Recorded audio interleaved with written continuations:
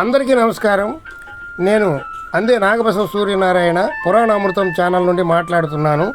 ప్రస్తుతం పెడన పట్టణంలో పైడమ్మ అమ్మవారి ఆలయములో ఈరోజు అనగా ఆగస్టు నెల 9వ తారీఖున శుక్రవారం రోజు జరిగిన వరలక్ష్మీ వ్రతము, మహాచండీ హోమము,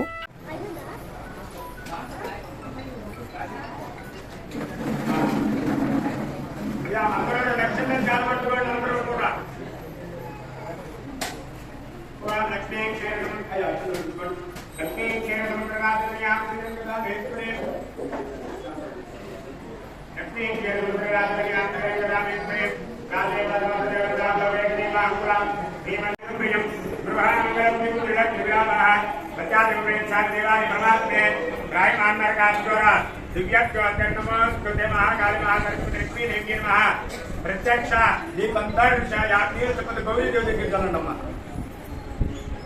ప్రత్యక్ష దీపంతరిక్షయామి.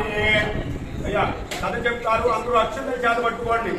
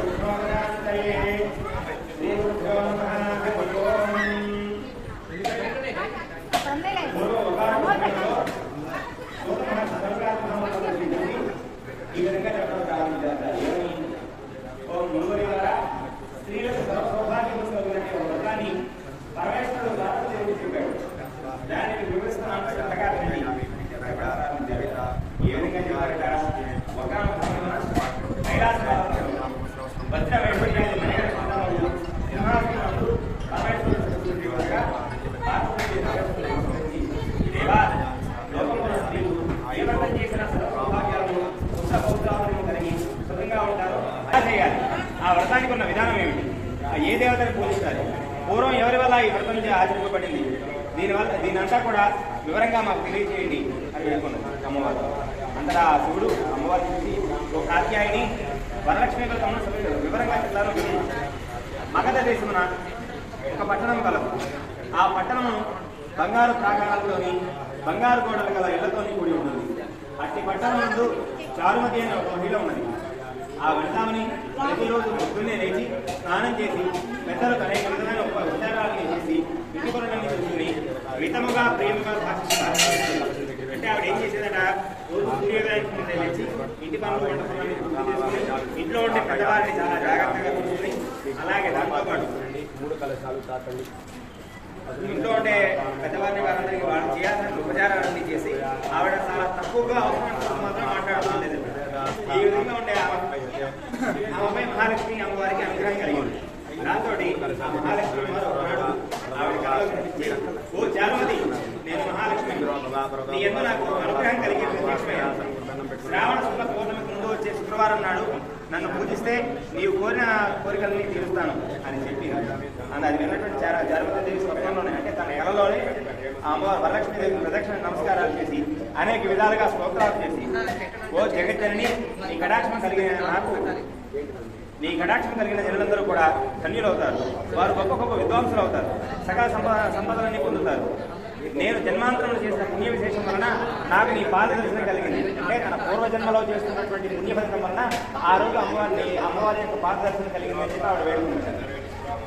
అని అనగా ఇందులో ఎక్కడ తన నలుగు పక్కన చూడగా ఓహో నేను కలగంటిని అనుకుని ఆ స్వప్న పత్రాంతా భర్తకి మామగా ఉండాలని, అంటే అప్పటి వరకు కూడా ఆవిడ నిజంగా ఉండేది. ఎక్కడ అమ్మవారు కనపడ్డా ఇదంతా నేను కలగన్నాను అనుకుని వెంటనే లేచి తన భర్తకి తన మామగారికి వారందరికీ కూడా ఈ వృత్తాంతం చెప్తున్నాను. చెప్పిన తర్వాత ఈ స్వప్నం ఎంతో ఉత్తమమైనది, శ్రావణ మాసంలో వచ్చిన వెంటనే ప్రదక్షిణ చేయవలసింది అని తన భర్త మామగారు వీళ్ళందరూ చెప్పారు. ఆవిడ శ్రావణ మాసంలో ఆరోగ్య ఎదుర్కొంటుంది. మూడో ప్రదక్షిణ చేసుకున్నారు. ఆ మూడో వారి శరీరం అంతా కూడా రకరకాలైన ఆభరణాలతో నిండిపోయి ఆ స్త్రీల పొరలోని కూడా అంటే వాళ్ళ ఇళ్ళని కూడా స్వర్ణ బంగారం అంటే వాళ్ళ గోడలు కానీ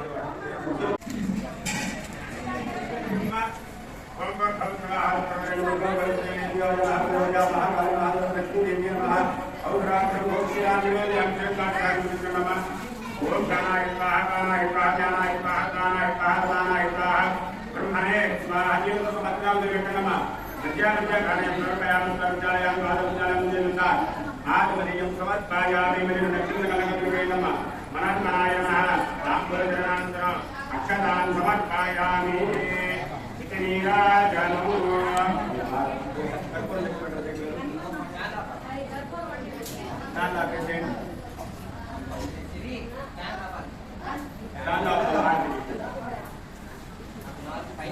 ఈ వీడియో మీకు నచ్చినట్లయితే మా పురాణ అమృతం ఛానల్ని సబ్స్క్రైబ్ చేసుకోండి, లైక్ చేయండి, షేర్ చేయండి. మంచి మంచి వీడియోలు ప్రతిరోజు వస్తాయి, చూడండి. సర్వే జన సుఖినో భవంతు, సమస్త సన్మంగళాని సంతు. ఈ శ్రావణ మాసం అంతా దేవాలయాలతో మా వీడియోలు ఎన్నో వస్తాయి, చూడండి.